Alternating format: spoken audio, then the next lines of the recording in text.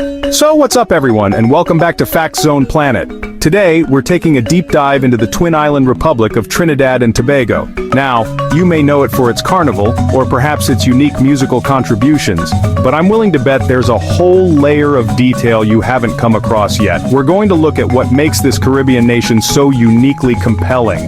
We've curated a list of 15 facts that are genuinely mind-blowing. Let's explore the things that make Trinidad and Tobago a truly one-of-a-kind destination. So let's begin with our first mind-blowing fact about the incredible Republic of Trinidad and Tobago. Trinidad and Tobago is its own little universe. It's like a microcosm of the entire planet compressed into two islands. Geologically, Trinidad was once part of the South American mainland. You have mountain ranges, swamps, and rainforests teeming with wildlife. You have over 400 species of birds, 100 species of mammals, and an insane number of reptiles and insects. It's the human element that truly makes it unique. The history of the islands brought together people from West Africa, India, China, Europe, and the Middle East. You get a country that feels like a world unto itself. This isn't just a country, it's a living experiment in cultural and ecological fusion. The Pitch Lake in La Brea, Trinidad is the world's largest natural asphalt deposit. Geologists believe oil is forced to the surface, leaving thick asphalt. The asphalt has paved roads worldwide. Interestingly, it's also a natural spa. Locals bathe in its mineral-rich pools, believing it has therapeutic properties. The Pitch Lake is a geological marvel, industrial resource, and natural spa all in one. Alright, so let's talk about communication. In the world of tech, we obsess over the clarity of a display, the fidelity of a speaker, or the responsiveness of an interface. But in Trinidad and Tobago, communication, especially the language of love and affection, operates on a completely different level of nuance and complexity. It's not about hardware or software, it's about a deep cultural firmware that's been developing for centuries.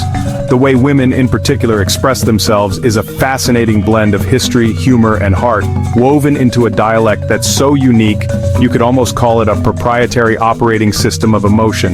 It's a language that's more felt than just heard. This isn't just about an accent, it's about the entire linguistic framework. The Trinidadian Creole, or Trini Patois, is a rich tapestry of English, French, Spanish, African, and Hindi influences. When it comes to expressions of love, it's rarely a straightforward "I love you." Instead, it's a series of subtle, often playful, and sometimes downright confusing terms that carry immense weight. A term like doo-doo or sweetie, while seemingly simple, is loaded with context. The tone, the situation, the relationship history, it all changes the meaning. It's like a custom EQ setting for every single interaction, and you have to be tuned in to really get it. Think of it like this. A flagship smartphone might have a dozen sensors to interpret its environment, but a Trinidadian woman's turn of phrase has layers of social and emotional data embedded within it. A compliment might be wrapped in a lighthearted roast, a stoops or a suck-teeth sound can convey more disappointment than a 10-minute lecture, and a simple gesture can signal deep affection. It's an incredibly high-bandwidth form of communication, where nonverbal cues and historical context are just as important as the words themselves. Outsiders might need a user manual, but for locals, it's the most natural and efficient interface imaginable. So calling it a strange love language isn't a critique, it's a testament to its incredible specificity and depth. It's a system built on shared experience, a beautiful and intricate code that strengthens bonds and defines relationships in a way that plain, standard language rarely can. It's a reminder that the most powerful forms of connection aren't always the most obvious or universal. Sometimes the most meaningful communication is the one that's been carefully crafted and customized by a culture over generations, making it one of the most robust and authentic emotional technologies you'll ever encounter. Every culture has its flagship sporting event, but then you have the niche traditions that feel like a well-kept secret. In Tobago, you'll find one of the most unique sporting traditions on the planet: goat racing. It's serious business with a history stretching back to the 1920s. Over the decades, it has evolved into a major cultural institution. Goat racing is a perfect example of how sport can reflect a community's history and identity. In Tobago, the goat is, quite literally, a goat. Now, when you think Caribbean beach, a certain image probably comes to mind. White sand, turquoise water, palm trees, the classic screensaver aesthetic. And look, there's nothing wrong with that. But every so often you come across a place that doesn't just meet the standard, it sets a new one. It takes all those core components and elevates them into an experience that's so much more than the sum of its parts. In Trinidad, that place is Maracas Bay. It's not just a beautiful beach, it's an entire ecosystem of culture, food, and natural beauty that represents the gold standard for a Caribbean day out. First, let's just break down the physical specs because they are top tier. Maracas Bay is this huge, sweeping crescent of soft, golden-brown sand, hugged on all sides by lush green mountains from the northern range. The way the mountains dramatically frame the bay creates this incredible sense of enclosure and grandeur. The water here is a deep, mesmerizing blue, with waves that are consistently perfect. Big enough for some fun body surfing, but gentle enough that it's still a relaxing place to swim.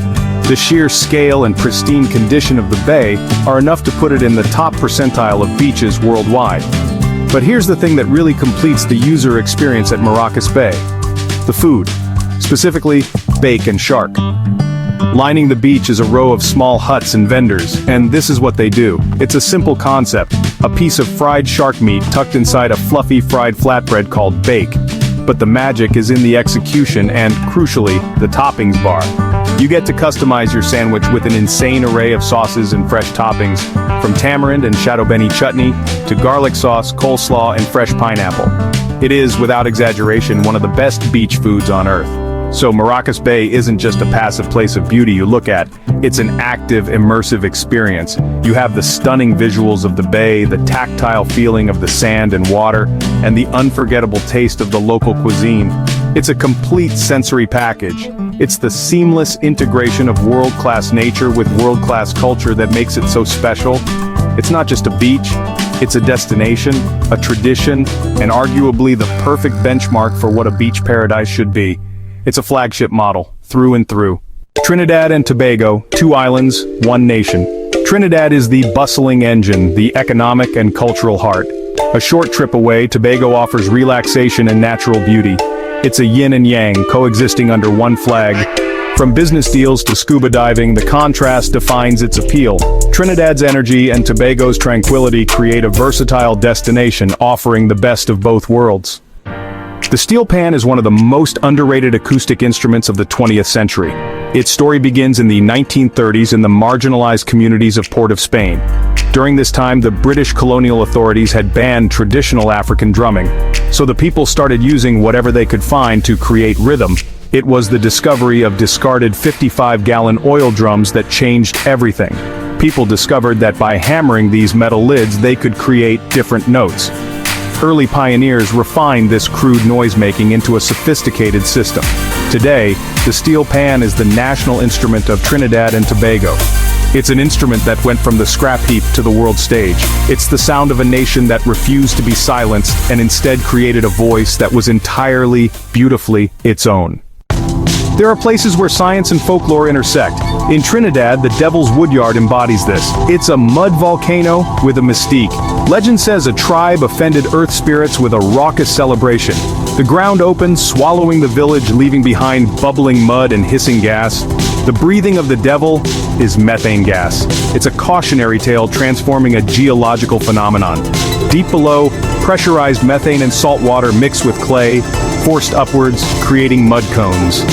The Devil's Woodyard blends science and myth, a geological oddity with a legendary atmosphere.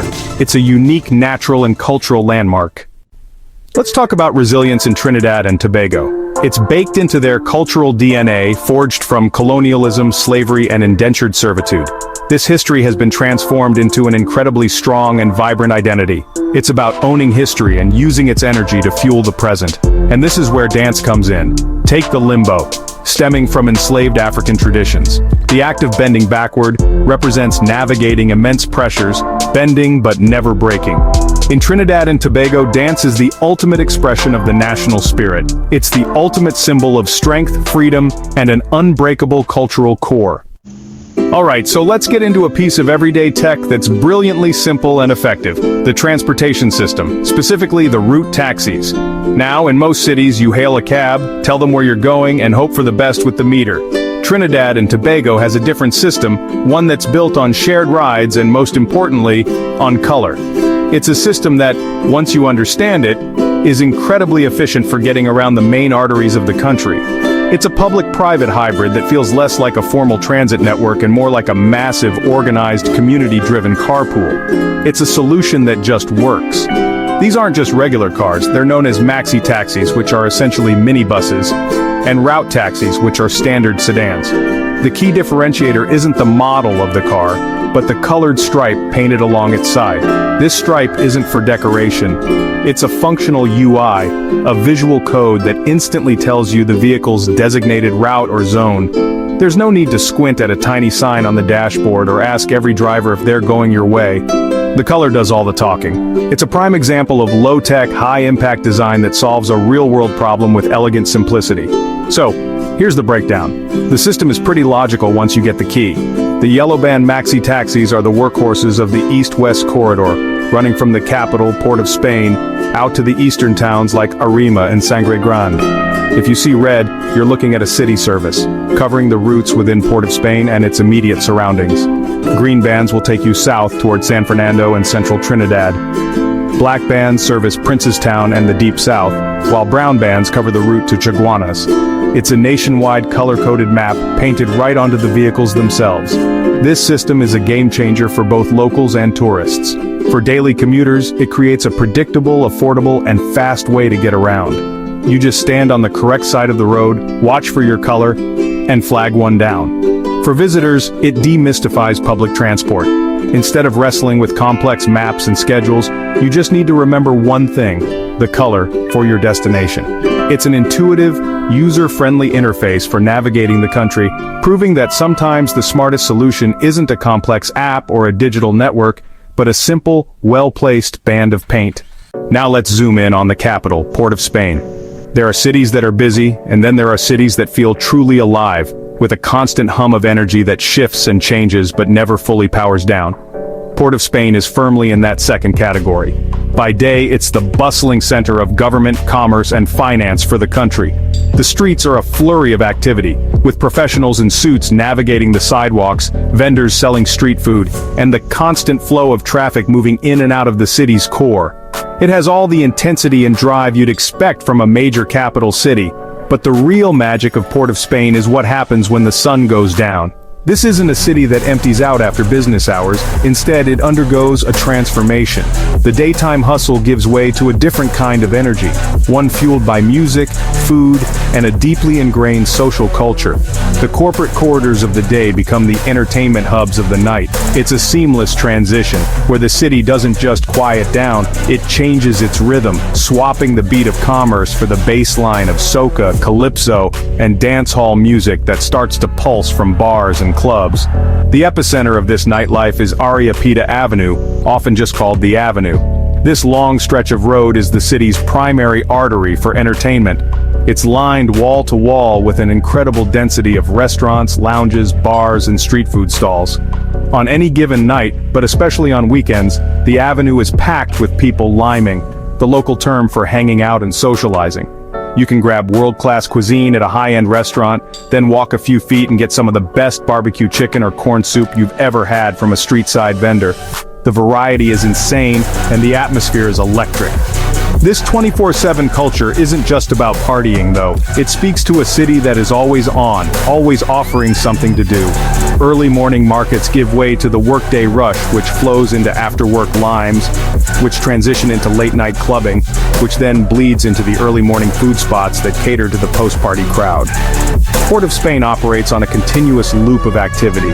It's a city that understands that life doesn't stop at 5 p.m., creating a vibrant, dynamic, and sleepless urban experience that makes it the undeniable heartbeat of the nation, around the clock. Every evening as the sun sets over Trinidad's Coroni Swamp, a magical spectacle unfolds. Thousands of scarlet ibises, Trinidad's national bird, fill the sky, returning to roost in the mangrove trees. The landscape transforms into a vibrant canvas of fiery red. Their brilliant color comes from their diet, rich in astaxanthin. Witnessing this from a boat is an incredibly serene, priceless experience. As twilight falls, the trees glow with red, a reminder of nature's beauty. The Coroni Swamp, a vital ecosystem, showcases the natural world's rhythm. We've explored nature, culture, and tech, but Trinidad and Tobago is defined by its festivals, especially Carnival. Trinidad's Carnival is the original blueprint. It's not just a party, It's part of the national identity. Maz, Pan, and Soca are core. Masquerade costumes are wearable engineering marvels. Pan is steel pan orchestras. Soca is the high-energy soundtrack. Carnival is a full immersion experience. It's a joyful expression of freedom and unity. Rooted in emancipation, it dissolves social barriers. Trinidad has mastered the art of celebration. We've talked about the culture, but what's it like living in Trinidad and Tobago? The cost of living is surprisingly accessible if you adopt a local-first approach. Dive into local markets for fresh, flavorful produce. Use the local transportation like color-coded maxi taxis. Rent an apartment outside the city center for better value. The real soul of the culinary scene is on the street. Living affordably is about embracing the local ecosystem. You're not just saving money, you're getting a higher resolution picture of the country. So, there you have it. 15 deep dives into Trinidad and Tobago. We've unboxed its vibrant culture, tested its incredible natural features, and benchmarked its one-of-a-kind festivals. If you found this interesting, consider becoming part of this community. The best way to support the channel is to engage. Hit that like button, and hit that subscribe button. And don't forget to ring that notification bell. Don't forget to follow, like, and subscribe to Facts Zone Planet. We genuinely appreciate every single view, like, and new subscriber. Alright, that's a wrap on our journey through Trinidad and Tobago. We've covered a lot of ground from the asphalt lake to the rhythm of Carnival. And hopefully you've come away with a new appreciation for this incredible nation. Every place has a story, a unique set of features and innovations that define it, and our job here is to bring you that story in the clearest way possible. The world is full of these fascinating case studies, and we're just getting started. There are so many more places to explore, more cultures to understand, and more mind-blowing facts to uncover. The pipeline for future videos is already packed with some seriously interesting topics. We're constantly scouting for the next story, the next piece of tech, the next country that deserves a closer look. The goal is always the same, to deliver a high-quality, informative, and entertaining breakdown that leaves you feeling smarter than when you clicked play. We're passionate about diving deep into what makes our world so diverse and dynamic. So, as we close out this video, the production cycle for the next one is already spinning up. The research has begun, the scripts are being drafted, and we're excited to take you on another journey very soon. Stay curious, and keep exploring. Thank you for spending your time with us today. Whether you've been a subscriber for years, or this is the first video you've seen, we appreciate you being here and being part of the conversation. The community we're building is all about a shared passion for learning and discovery, and it's you, the viewer, who makes it all possible. We read the comments, we see the feedback, and it all goes into making the next video even better than the last. So, until we meet again for our next deep dive, I hope you have a good one. This has been Fact Zone Planet. Thanks for watching, and as always, we'll see you in the next one.